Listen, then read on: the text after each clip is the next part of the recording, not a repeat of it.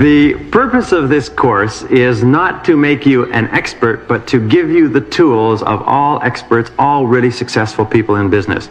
I'm going to hit these points reasonably rapidly. I've made a decision that what you want is the greatest amount of practical, usable information in the shortest period of time.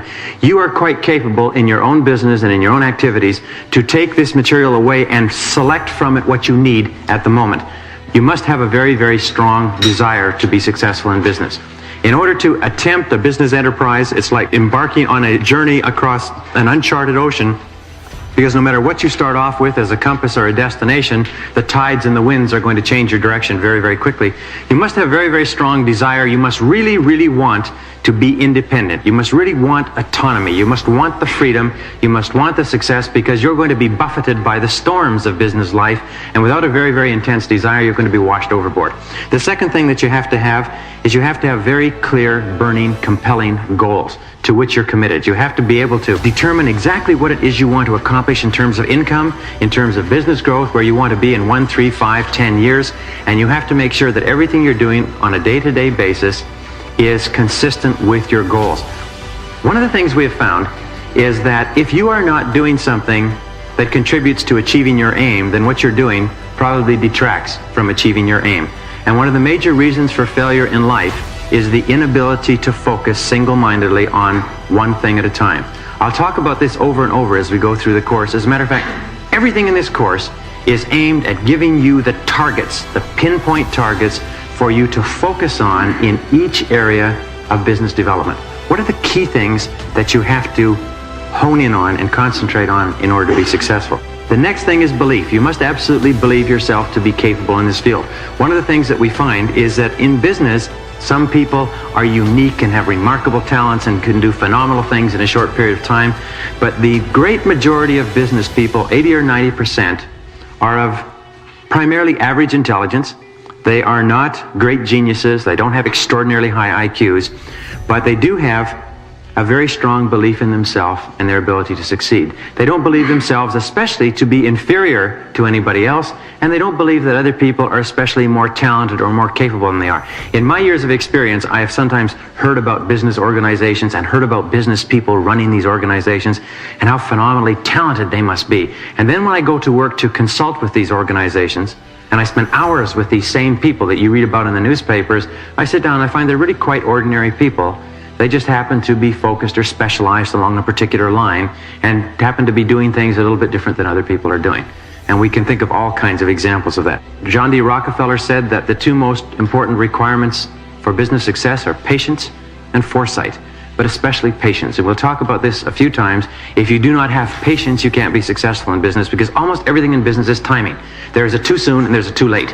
And sometimes as business people, we always want things too soon. We always want things to happen at least a year in advance of their scheduled time. And very often we push and we press to make things happen early, and it causes nothing but difficulties. And of course, the ability to delay gratification. We live in a society where everybody wants everything now.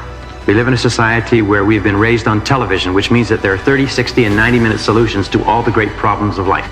And we have a tendency as adults, having grown up with 20 or 30 years of television, to always be looking for quick solutions. We see all our life that the most fundamental and complex problems of human existence are solved in those short TV segments, and the very most we're willing to bear is a mini-series. We have to realize that sometimes people problems, market problems, take a long time. I remember it was in a very, very tight fix in business. We had over-ordered, we had bought too much of a particular product, we had overextended our lines of credit, and the person that I was working for, we were talking about whether or not we had, if you like, ruined the possibilities of the company. I never forget him saying, "Brian, it's too early to tell." I said, "Well, we've been in business for 6 months." He said, 6 months is not enough in the marketplace. He said, "We have to wait. Let's give it another few months."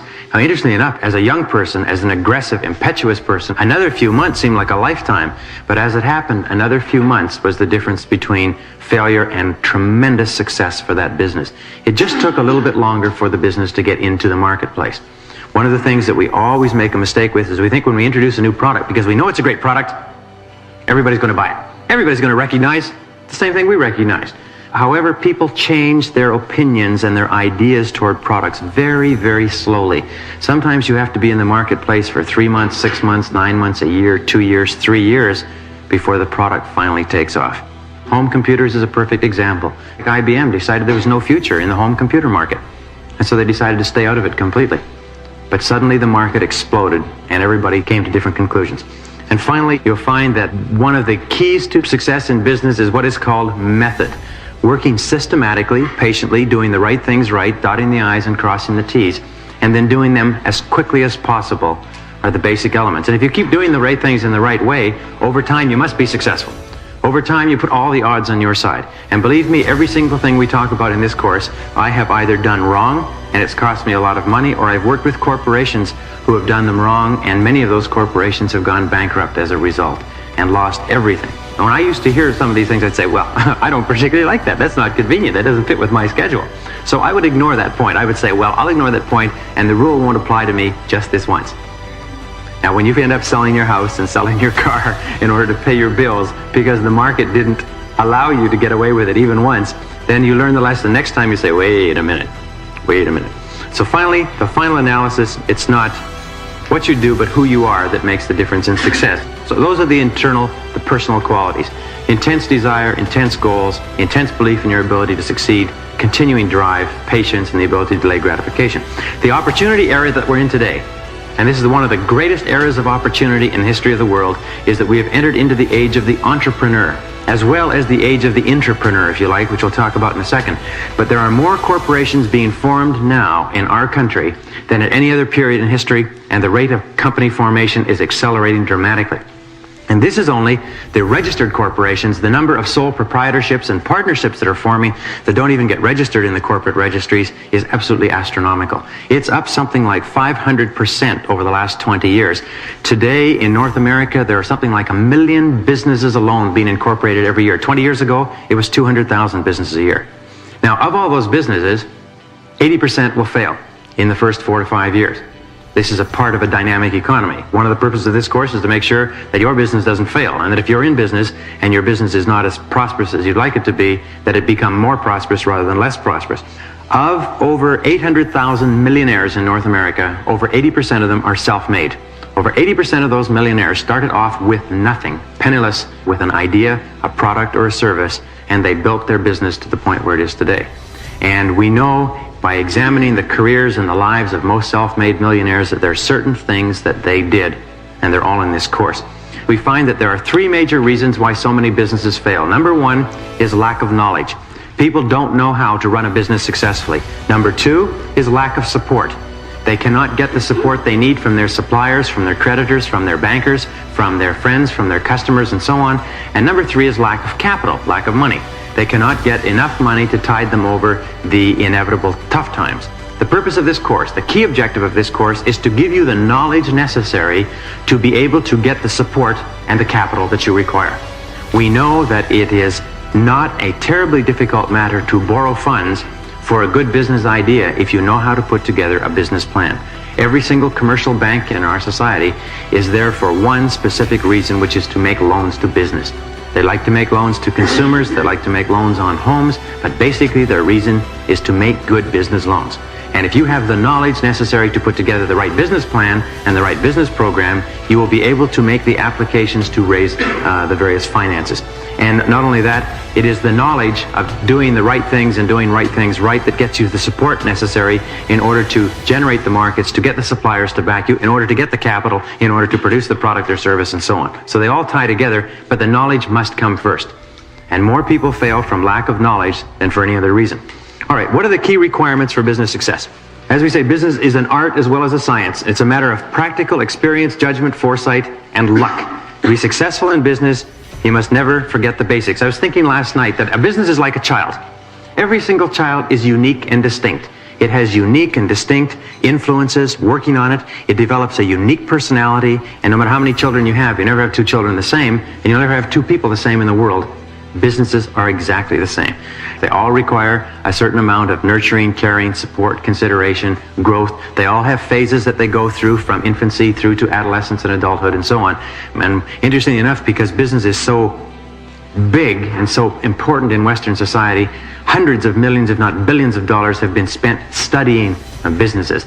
There are enormous faculties, and some of the most intelligent men and women in the world are working simply full-time, 40, 50 hours a week, studying what makes successful businesses work. And so it is possible, just like there are many thousands of psychologists, nurses, doctors, and so on, working on studying what makes healthy children healthy, happy, confident. There are ways to raise healthy children, there's ways to raise healthy business. So what are the basics of business success? Number one role of business in a free society is to organize and coordinate the factors of production to produce the goods and services that people want at prices they are willing and able to pay. The role of business, especially the role of the business leader, the entrepreneur, is to combine resources, to take men, materials, labor, capital, and so on, combine them into products and services and get them to the market in sizes, shapes, qualities, and quantities that people want to buy and are willing to buy. All businesses that are successful are doing that right. All businesses that are unsuccessful are doing it wrong. The second thing is that it is the wants, needs, and desires of the customers that determine all business activity. It is not what producers produce, but it is what customers want that determines business activity.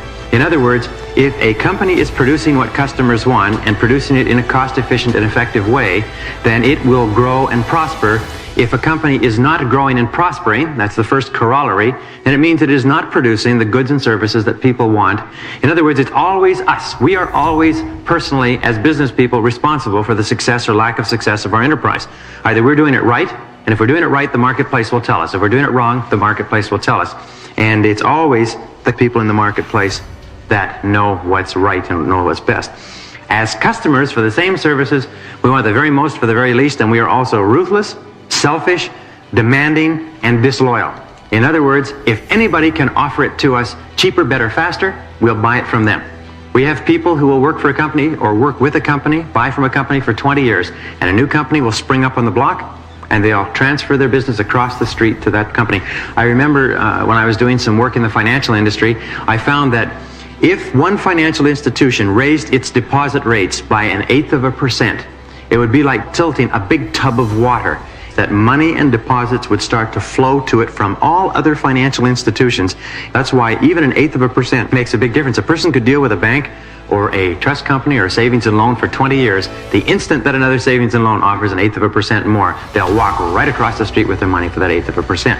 And this is just the way we are as human beings. We all want to be better off in the future than we are in the present. Therefore, every action we take is to improve our condition. Very important. And since we are always acting to improve our condition, we always want to improve our condition the very most possible. If somebody is buying from us, it's because they have come to the conclusion that all things being equal, what we are offering is at that moment and at that time better than what anybody else is offering. If they are not buying from us, they have made the decision that what we are offering is not as good as what somebody else is offering. Very important. We'll talk about this in marketing. Well, we know that customers always make rational decisions, which means that customers are always right. I always find it interesting when I talk to business people, and business people say, well, you know, these customers just don't understand what they're missing. They don't understand. Customers are stupid. They don't see that what we're offering them is the very best they could get, or the very finest quality, the very cheapest. No. Customers are very smart. Customers are brilliant, in fact. Customers are geniuses. Customers can discern the right differences every single day of the week. And it is never the customer who is wrong, it's always the business person. This is one of the hallmarks of successful businesses. They say if we're not selling enough, if we're not doing enough business, it's because of something that we're doing. It's certainly not the marketplace. Well, we know in a dynamic market there are always opportunities for those who can find new, better, faster, cheaper ways to serve customers with what they want. Many of the largest firms in the world today did not exist 10 years ago. There are many billion-dollar organizations that were not even in a person's mind 10 years ago, and there are many billion-dollar organizations of 10 and 20 years ago that don't exist anymore, or that exist in greatly reduced form. We live, if you like, in a dynamic market. There are always companies and individuals coming up. There are always companies and individuals going down. It's always happening. We see it with changing economy, changing demands, changing trends, and so on. As long as there are customer needs unmet, or better or cheaper ways to meet them, there are money-making opportunities for the creative minority, which means that as long as people don't have everything they want in life, there are always opportunities to start and build successful businesses. The only question is, do we take the time to find out what it is that people want? There are always business opportunities for those who are willing to lower their prices, in other words, to offer new products or services, or to change your customers.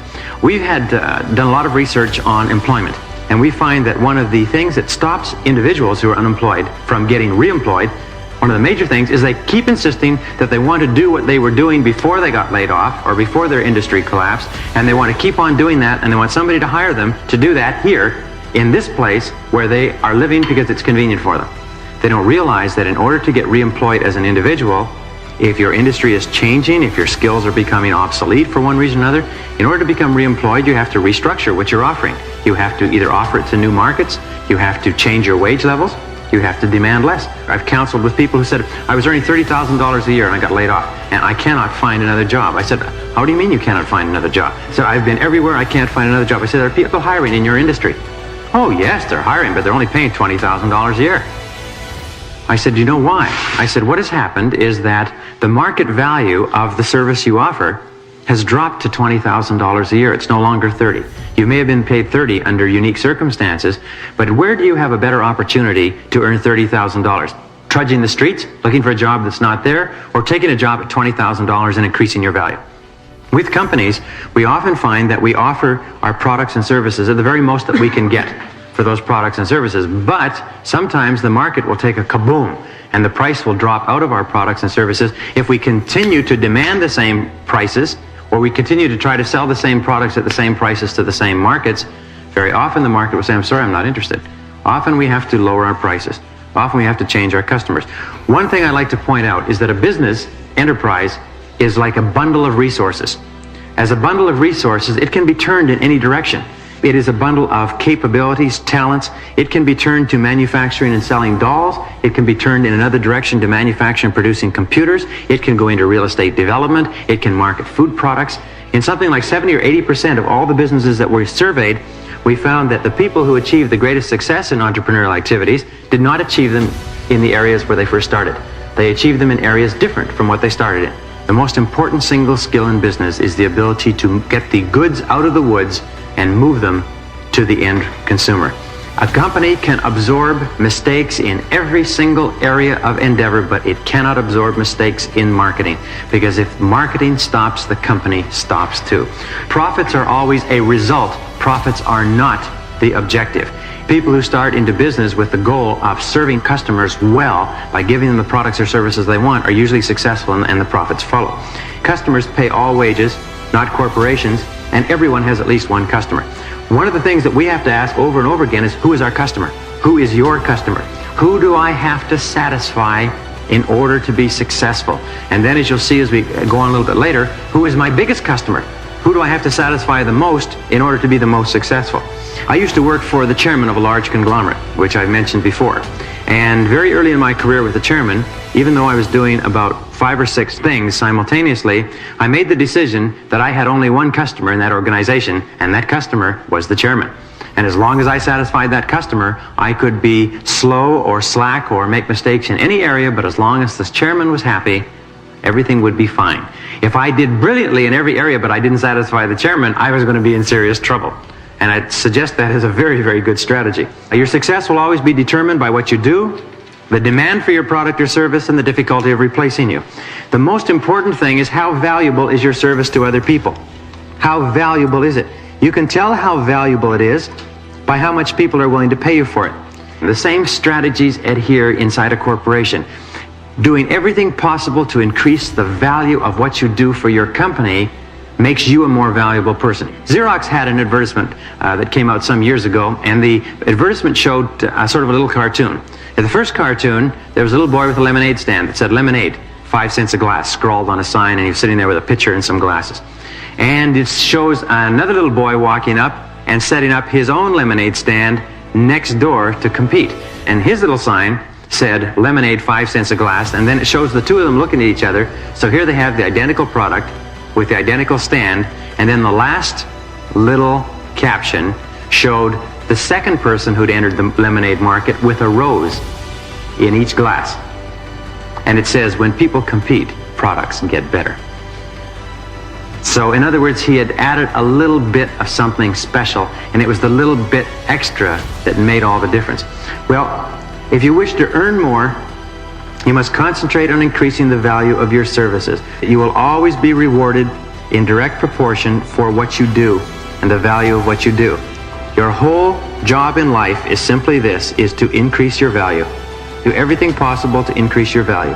Listening to tapes like this is a very, very important investment in your future. Well, the market only pays superior rewards for superior goods and services. It pays average rewards for average goods and services. And it pays inferior rewards for inferior goods and services. And it's very, very important, and we talk about this in the session on strategic marketing, it's very important to identify what is it that you do in an excellent fashion. What is it that you do that is so good, that's so special, that you're better than anybody else who's doing it? Because unless you can answer that question, you're not ready to go into business. Well, the next is that business success comes from developing excellence in a particular market-related area. I give you a perfect example of developing excellence. IBM, one of my favorite examples, one of the most successful companies in the world. IBM has developed excellence in a particular area, and that is service. They've developed excellence in a key area, and the market pays them a premium year after year, makes them one of the most profitable and most successful companies on earth. And it's because they recognized very early in business that service was a key consideration to the marketplace. Everybody would rather have leisure than hard work. There is a great demand, a great desire within the human soul to take it easy, to put up your feet, to retire, to relax, to just take it easy.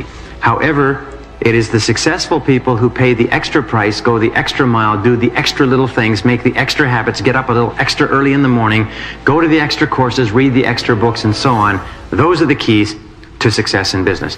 It's always doing a little bit extra, and you always know that if you are contributing greater value than you're taking out, then you know that you are always growing in success and you're always growing in income. If you're only contributing exactly as much as you're taking out, that means you're staying even. If you're contributing less than what you're taking out, it means that you're falling behind. So the master key to riches is self-discipline. What are the 7 personal qualities that assure success in business? Number 1, you must know yourself and know exactly what it is you want in life. Goal orientation is an essential requirement of all successful people.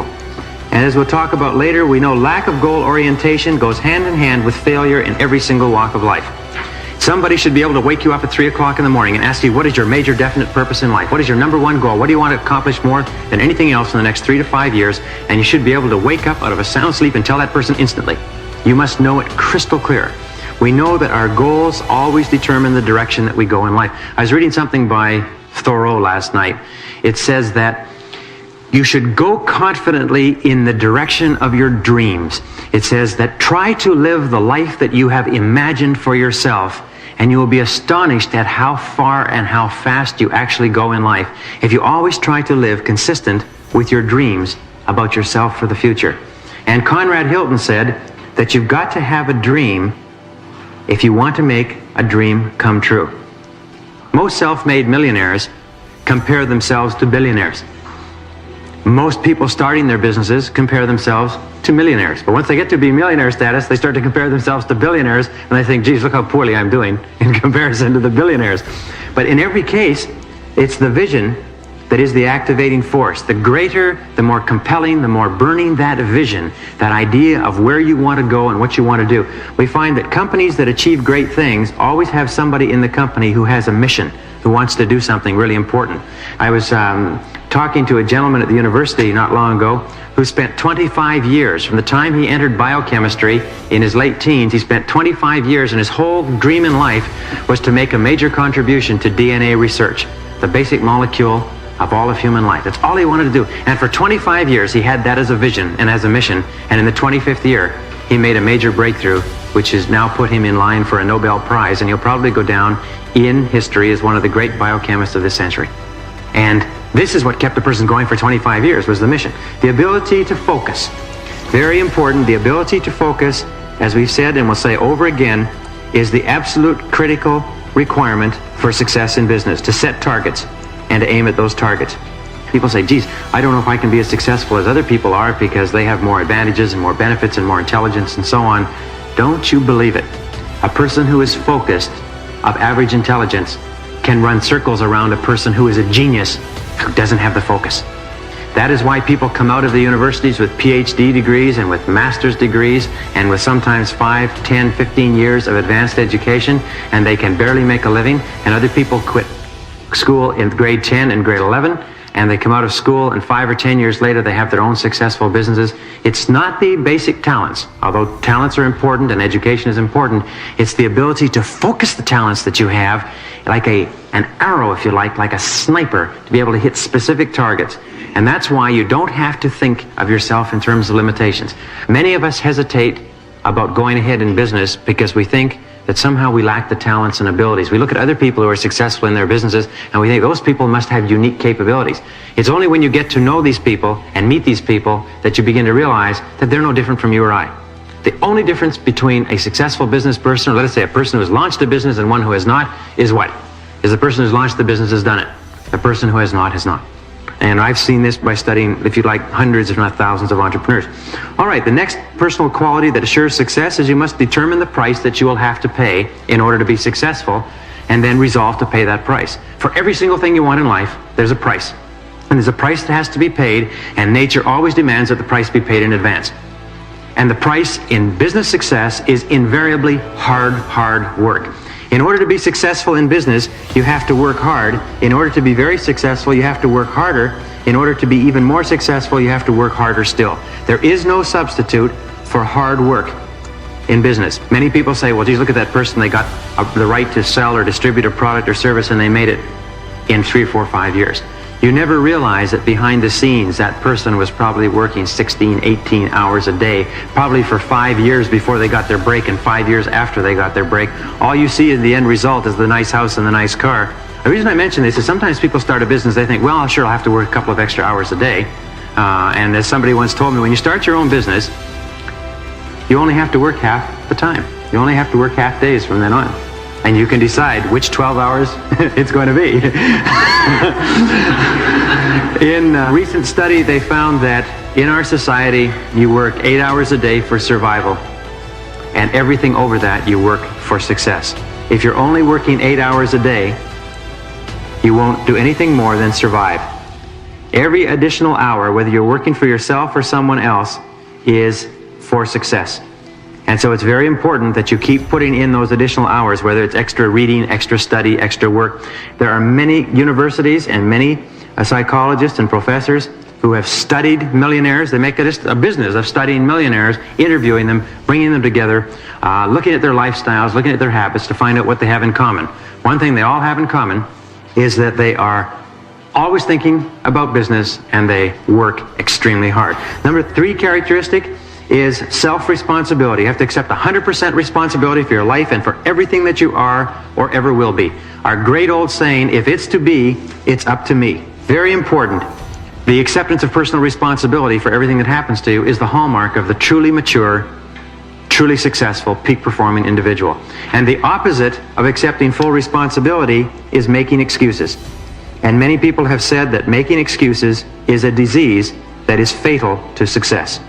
No matter what difficulty or handicap you may have, there is somebody else who has had far greater difficulties or handicaps than you who has gone on to be very successful. And there are probably thousands of people who have had difficulties and handicaps far greater than any you will ever imagine in life, and they've gone on to be successful in life. So remember, there's no excuses. That's the key to maturity, is that there's no excuses. You must make a total commitment to your success. Burn your bridges. Total commitment is absolutely essential in order to be successful in anything. My friend Charlie Jones, the great humorist, says that the 2 keys to success are simply this: set goals, he says, and then make a total commitment to achieving those goals, and then let nothing dissuade you. Burn your bridges behind you, and let nothing dissuade you from going for that goal. Don't try to straddle. I've seen many people who have started a business on the side, and then what they tried to do is they tried to stay with their main line of work, and they've tried to make their business successful too. And do you know what happens almost invariably? Their work deteriorates to the point where their employment is threatened, and they lose their money in their business. One of the things that I found over and over again, and I've been told this by hundreds of people, is that businesses require tremendous total commitment and full-time commitment. Number 5, you must be willing to work hard, to go the extra mile, and to always do more than you're paid for. One of the major secrets of success is always do more than you're paid for, and then you will always be paid more than what you're getting now. And number 6, you must use your time well every minute, every hour, every day. Remember, this life is not a rehearsal for anything else in life. This is the real thing. And all successful business people, all self-made millionaires, look upon their time as a resource, and they're very careful with it. They spend their time the way they would spend money. And finally, number 7, back your plans with determination and persistence, and resolve in advance that you'll never give up. Determination and persistence underline all success in business, because you're going to be throwing every single ringer that's ever existed in the history of the world, and if you don't have enough determination and persistence, it'll knock you out of the saddle. If you do, nothing can stop you. Those are the 7 key personal requirements for success in business.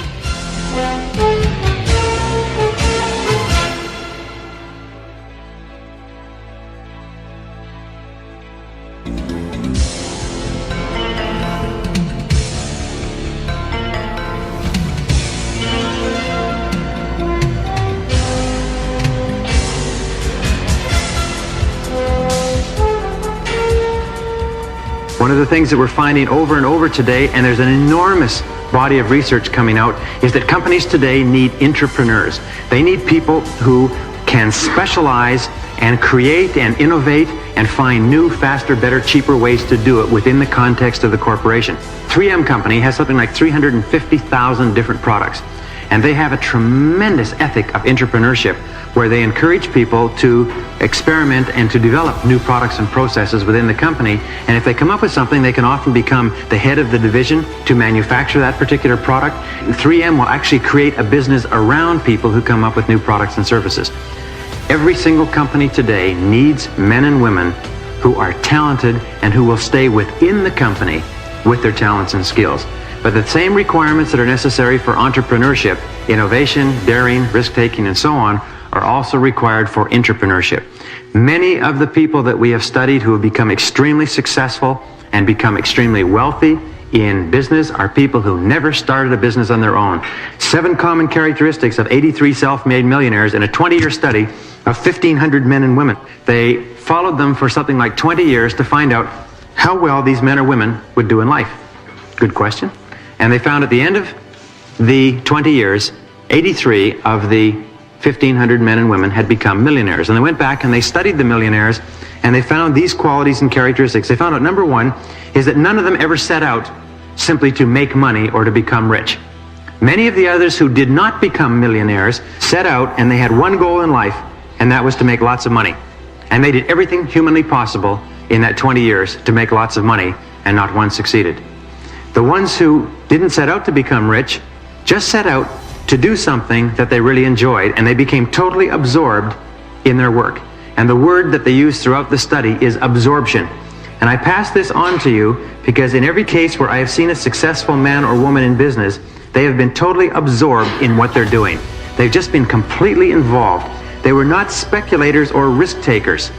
There was not one investment scheme, not one speculation, not one gamble, not one stock market method. The only people who made money consistently and became wealthy consistently were the ones who were doing an excellent job, making a lot of money, and then holding on to the money when they made it. Sometimes they say success is a bigger destroyer than failure. We suddenly have successes and we start throwing the money around, and we get into things that we don't know anything about, and we get into those things and they start sucking up additional funds that we have, and we can often go broke going down a side road. Most became millionaires almost unknowingly. One year their accountant said, by the way, do you know how much you're worth this year? The person said no. They said, you're worth $1,100,000. They couldn't believe it. And finally, they did not make their money investing. They made their money doing their work. And if they invested their money in their work, in their business, in their own companies. They didn't invest it outside.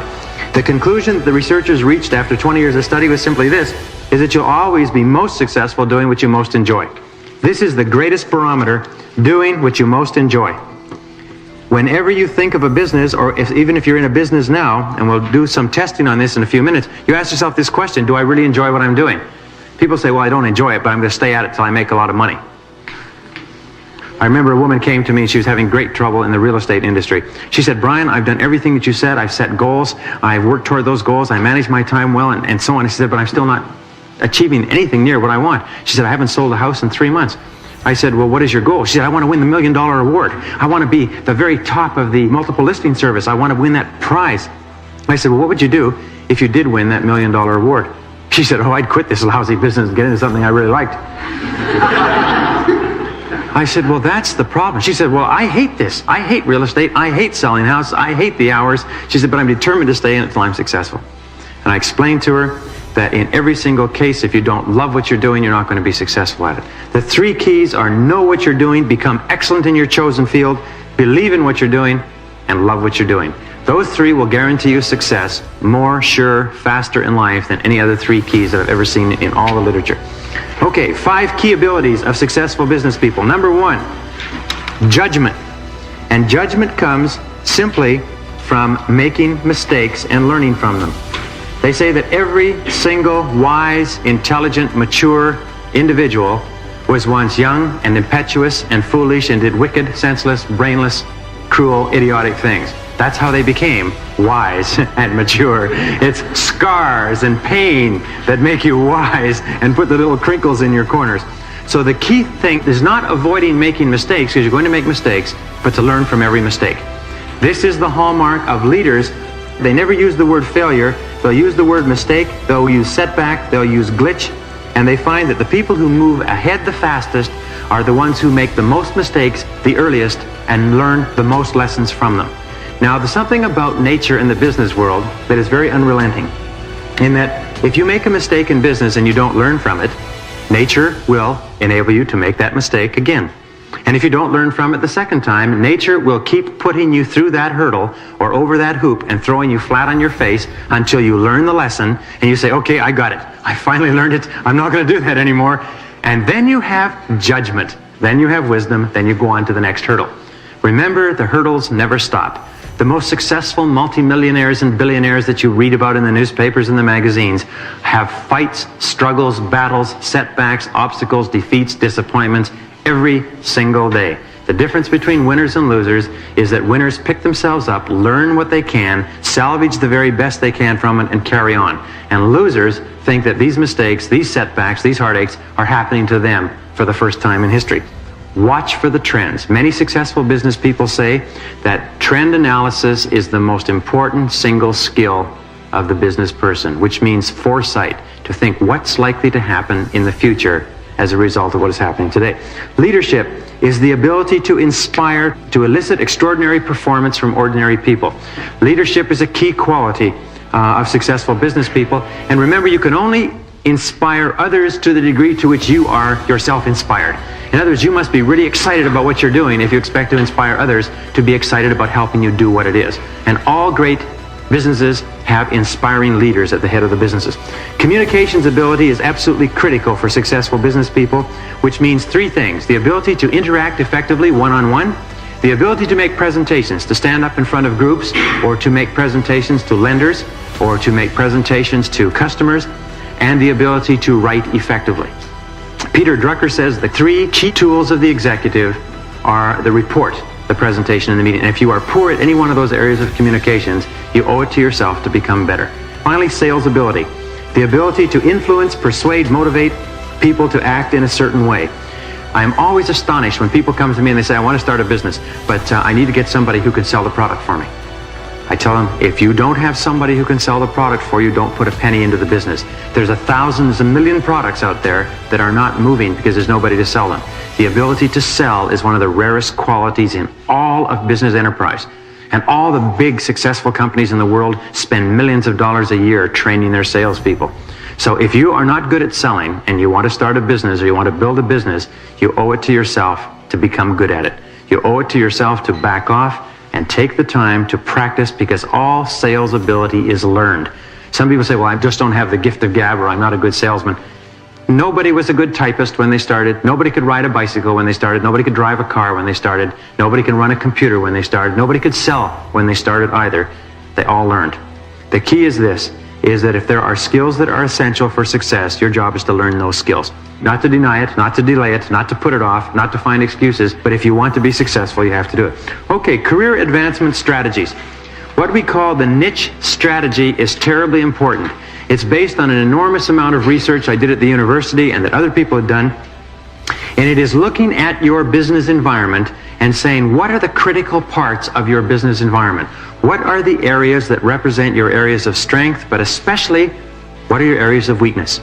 In a business, you'll find that it's like a chain. A business always collapses, always breaks at its weakest link. The business always collapses at its weakest point. And in looking at the purpose of a business, we know that the purpose of a business is to create a customer, is to serve a customer efficiently and economically. Cash flow is the lifeblood of an enterprise. So if you're working for a company, one of the things you have to decide is, if I want to move ahead rapidly in this company, I have to get myself into an area in the company that is vital to the survival of the company. Does that make sense? Because if you're in an area of the company that is irrelevant to the survival of the company, you can never become valuable and important and highly paid and responsible.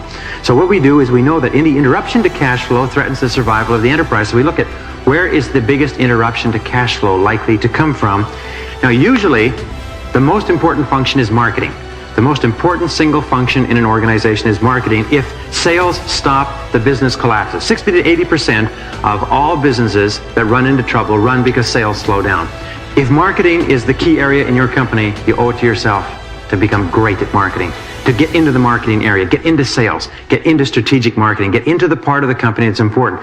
The second part that may be important is finance. If the organization that you're with is dependent upon financial institutions, it has to borrow a lot of money, it has to raise capital in the stock market, if that's the key to its success and growth, then you owe it to yourself to get into that area, because the company's growth will be determined by how successful they are, and if you can be fundamentally important in that area, you can really dramatically increase your value in a short period of time. The production area is very interesting, and I read a study actually done by the University of Alberta, where they went into a brewery and they were looking at this idea of critical environments, and they found that in the brewery, the most important single function in the brewery was the production area, that the brewery's customers were pretty largely fixed, the delivery system, the distribution system was pretty much established, its market share was established, it manufactured beer and sold it on a regular, systematic basis. The only thing that could cause the shutdown of the organization and the cutoff of cash flow was if the equipment broke down. Now, the equipment was maintained by the maintenance engineers. That meant that the head maintenance engineer was the most important single person in the company. He was more important than the president. And the person who was the head engineer was the highest paid next to the president. He had the greatest perks, because if he didn't do his job properly, the whole company came to a halt.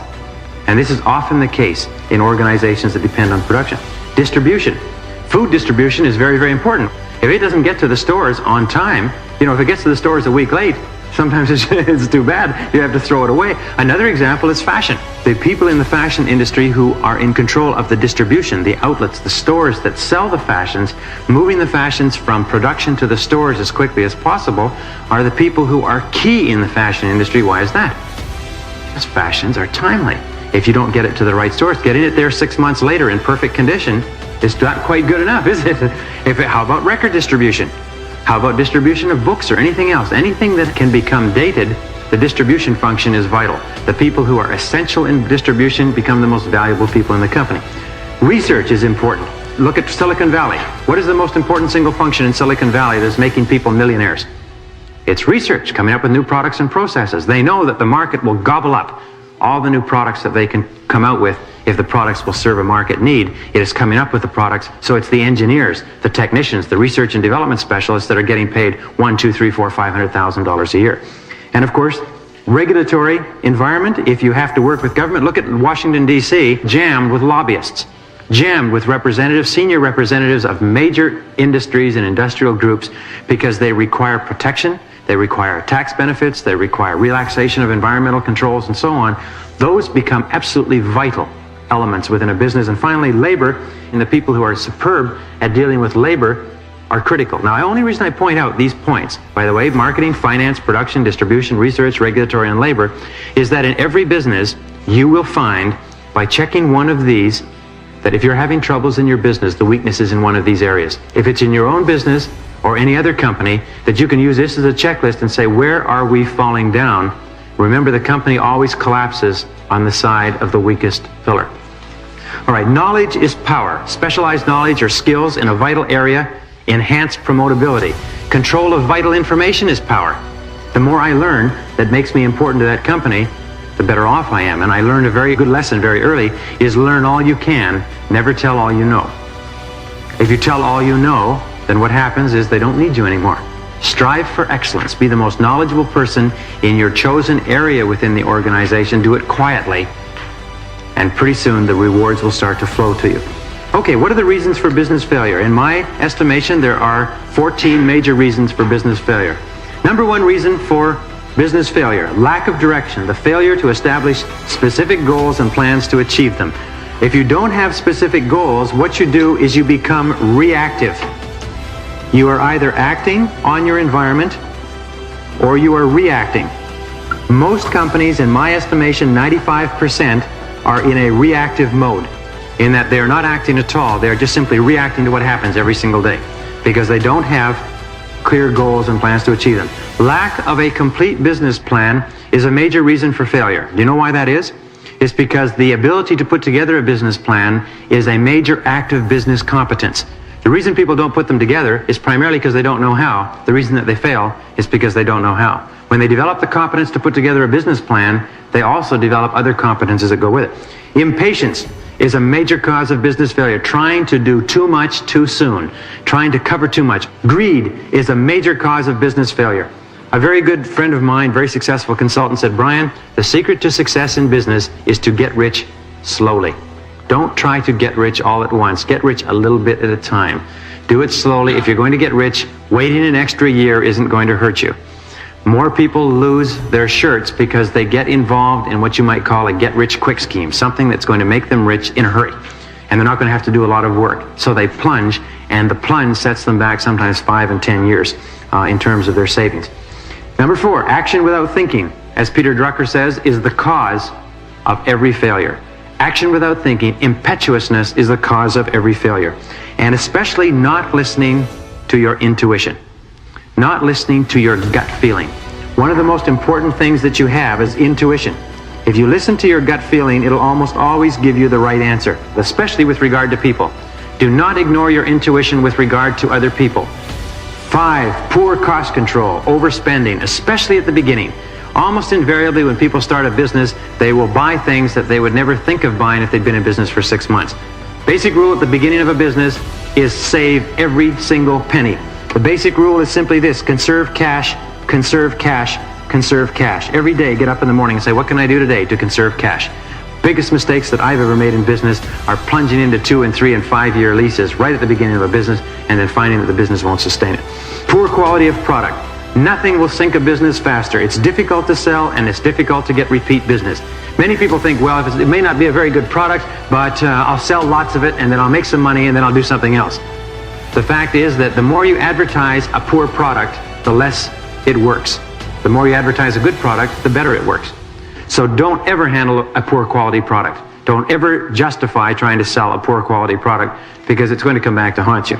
Insufficient working capital, which means an expectation of immediate cash flow. The biggest mistake that people make is they think that they're going to have positive cash flow in 30 to 60 days. They talk to people and people reassure them, I think it's going to be all right. The key there to remember is that if you set a break-even point, you need 6 months capital in order to open up. If you don't have 6 months of capital, then open up on a smaller scale. And second of all, take whatever you consider to be your break-even point. Say you think you're going to break even in 3 months, multiply that times 3. The law of 3 comes out in every single study of business, in every single product or process. Always take your most conservative, most reasonable break-even point and multiply it by 3, because that's far more realistic, and make sure you have enough capital to last that long. Number 8 is bad or non-existent budgeting. Failure to develop pro formas and budgets for operations. Many people actually start a business and embark upon what we call guaranteed losses. Because they haven't done budgeting and they haven't worked out how much it's going to cost and how much they're going to have to pay, they haven't worked out that they're making a loss on every single item that they're selling. You've heard the old saying of the fellow who says, I lose money on every item I sell, but I make it up on the volume. Do you know how many business people actually operate on that? And because instead of sitting down and doing a pro forma, working out all their costs, all their expenses, and how much they're likely to have at the end in terms of profits, they find that in many cases they don't have any profits at all, and yet they're working their heart out. They can't understand. They're doing so much business, but they're going broke day by day. So just the fact that you draw up budgets and pro formas is a very, very good discipline, and we'll show you how to do that later. Inadequate financial records. Most accountants will tell you, surest way to go broke is to treat your bookkeeping as though it were an irrelevant sideline. Throw all your receipts in a box and get to them at the end of the year. One of the things which I do recommend, by the way, is if you're not good at bookkeeping, don't do it. Hire somebody else. Number 10, major reason for business failure, loss of momentum in the sales department, which leads to a loss of cash flow and a collapse of the business venture. So the number one reason for business failure is people get too busy doing other things and they think that sales will just keep on coming in. And lo and behold, sales are like water in a pump. You notice that? You keep pumping the pump and the water keeps flowing. What happens if you stop pumping the pump? The water stops flowing. With sales and marketing, you have to be pumping that pump all the time. The instant that the strong executives, the most important people, take their hands off that pump, the sales and marketing effort just burns to a halt, and the whole company falls apart. I've worked for 2 companies now that got so carried away with their success that they became administrative companies, and they felt that sales would just come to them because they had established themselves in the marketplace. Now it was a matter of setting up administrative systems. Within 9 months, one company that went from $0 to $3 million in business in 4 years, the men had worked all their lives for that opportunity. They built their company. They had made it in life. 9 months later, they were dead. A business consultant came in and told them, what you have to do now is really work on administration. Set up your internal systems, your internal controls. They got so carried away with it, 9 months later, the company was dead. All the top salespeople left, and the market just turned their back on them and walked away. Well, failure to anticipate market trends. Changes in demand, changes in customer preference, changes in the economic situation. When gasoline prices go up, what's that going to do? When interest rates go up, what's that going to do? When the real estate industry increases or decreases, what is it going to do to your business? Watching economic trends is very important. Number 12, lack of managerial ability or experience. People just simply don't have the experience or the ability to be in business. People don't know what they're doing. They don't understand about pro formas. They don't understand about budgets. They don't understand about selling or marketing or advertising. And lo and behold, most cases they won't take any advice either. So you can always get experience or ability if you do it slowly. But if you try to do it all at once, what you do is, instead of accelerating your career, you set yourself back 5 or 10 years. Indecisiveness is a major reason for failure. The inability to make decisions in the face of difficulties. Things start to go wrong, and what you do is you put off making hard decisions. Another thing is inability to make decisions, delaying decisions because of fear of hurting people's feelings. Keeping on incompetent people, staying in business relationships that aren't working for fear of hurting somebody's feelings is one of the major causes for failure in small and medium-sized businesses. Isn't that interesting? Interesting statistic came out of some very large consulting studies that were done a few years ago, is that if we cannot immediately cut off the deadwood and keep working with only people who can do the job, chances are they'll drag us under. And afterwards, you know what? They'll hate you for having kept them on for so long. Bad human relations with staff, suppliers, creditors. 95% of all business failures come from an inability to get along with other people. Number 14, which underlies everything, is diffusion of effort, lack of priorities, going off on tangents, and the inability to concentrate on doing the right things and doing things one at a time. Now, what are the reasons for business success? Well, there's 10 reasons for business success, many of which are the converse of the reasons for business failure. Number 1 is the product or service is well suited to the needs and requirements of the current market. Very important. Number 2 is there is a complete business plan developed before commencing business operations. The development of a business plan, although it is laborious, is a sign of managerial competence. It tells you and it tells the world that you're qualified to start a business. The inability or unwillingness to develop a plan tells the world that you are not competent. Number 3, a complete market analysis is followed by a development of an advertising, promotion, and sales program. In other words, you sit down and you determine who is your competitor, who is your market, where do you sell, who buys, why they buy, what benefits they buy, what you do better, where you're going to sell to, and so on, which we'll talk about in a subsequent session. And then you design your sales programs and work it out. Let me give you an example. I sat down with a person who was going to open a store in a shopping center. And we went through the financial analysis. I was trying to lease them the space, as a matter of fact. I went through the financial analysis, and it turned out that that person would have to have something like 38 customers a day, spending an average of $25 per person in order to survive selling the products that they were selling. And their average sale was $12 per person, and it was a small rural shopping center, and they would never be able to survive. I just worked them through it. Based on what you have to sell in order to survive, you're not going to be able to do it in this location. And he said, no. He said, you don't understand. And he opened the store anyway, and he lost 5 years of savings. He went broke 6 months later. So the financial analysis and the marketing analysis is important. Tight financial controls, good budgeting, accurate bookkeeping, and accounting. The basic rule to remember in running a business, and I've worked with some of the most successful business people in the world, is frugality, frugality, frugality. Cheap, cheap, cheap. Pinch every penny until it screams. Be very, very careful. As we said before, conserve cash. Go cheap every single penny that you possibly can. Buy used equipment, used furniture, used carpeting, rent used space, and so on. Be very, very careful about expenses. A high degree of competence, capability, and integrity on the part of the key staff. Very important. Hire only the people you need, and hire people who can do what you need them to do. Don't try to train people on the job, especially in a small and medium-sized business. Good internal efficiency, good time management, clear job descriptions, clear and measurable output responsibilities. In other words, everybody knows what they're supposed to do, knows the most important things they're supposed to get done, and manages their time well in order to do it. Number 7 is determination, persistence, and patience on the part of the business owners, the business principals. Number 8 is good communications amongst the staff, an open door policy. The better the communications, the more everybody knows within an organization, the better that organization functions. We find that in every single case where you have a problem organization, you have secrecy, you have poor communications amongst the staff, poor communications up and down. People are playing it cool. In your big companies like IBM and Hewlett-Packard, everybody's on a first-name basis. Everybody can have any information they need in order to do their job well.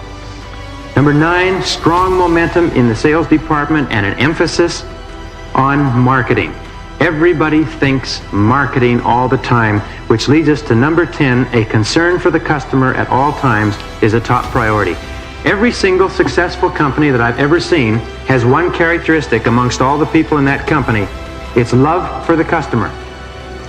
Love for the customer. They love their customers.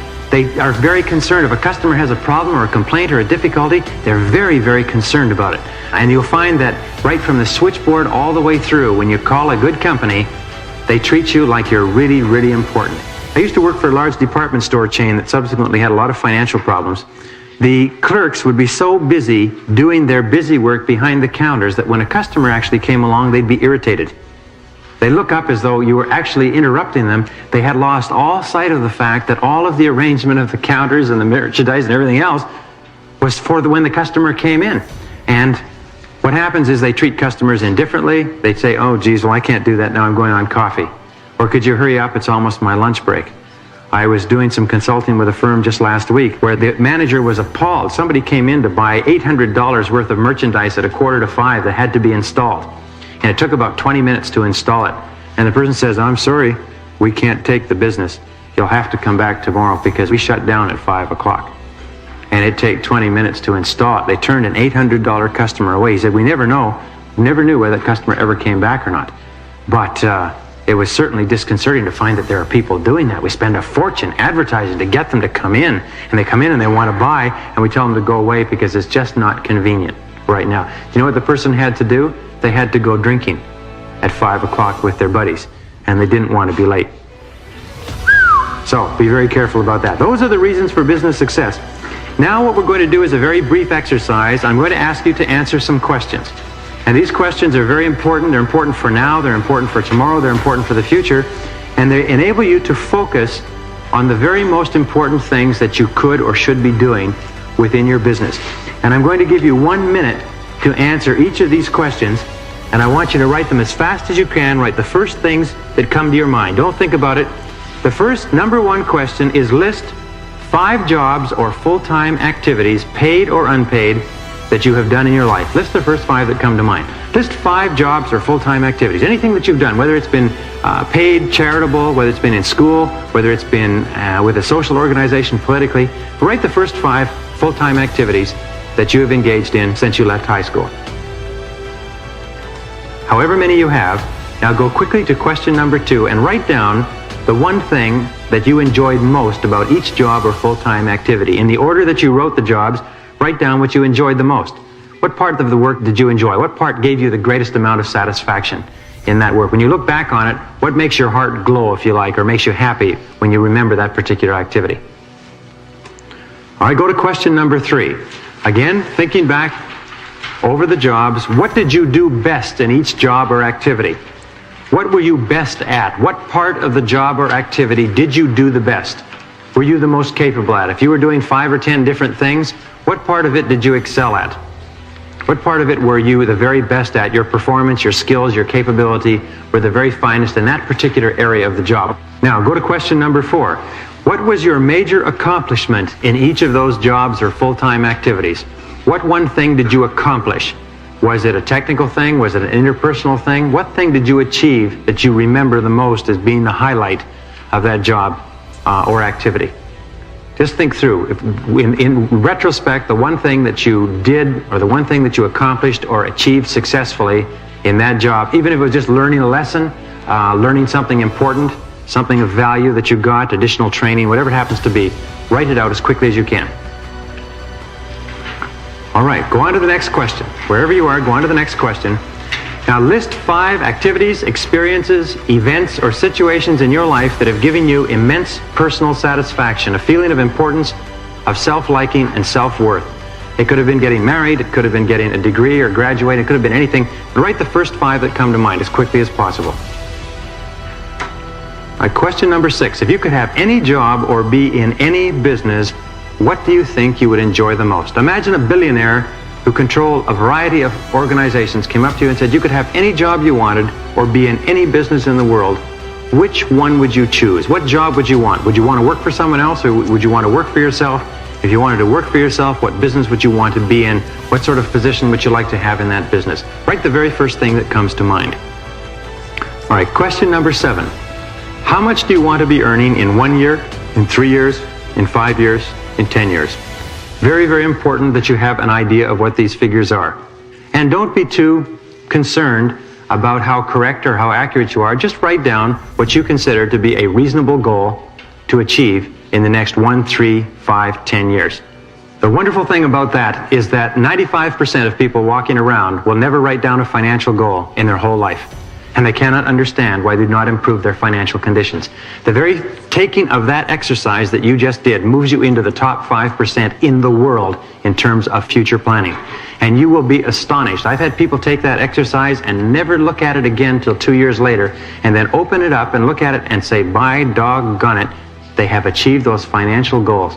Just writing it down programmed it into the brain, and over the previous 2 years, the opportunities to achieve the financial goals came to them.